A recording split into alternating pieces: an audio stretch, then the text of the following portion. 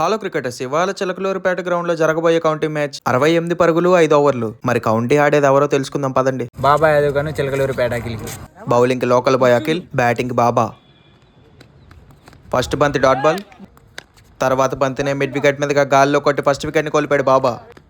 మరొక dot ball, ఎడ్జే వెనక్కి 2 పరుగులు ఇచ్చే డాట్ బాల్.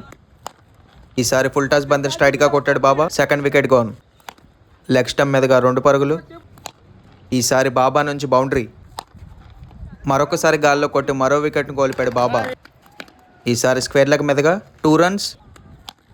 బాబా నుంచి మళ్ళీ గాల్లోకి బంతి మిడ్ వికెట్ మీదుగా 6 రన్స్ ర్యాపిడో. బాబా గెలవాలంటే 18 బంతుల్లో 48 పరుగులు చేయాలి, కానీ 2 వికెట్లే ఉన్నాయి, 2 పరుగులు.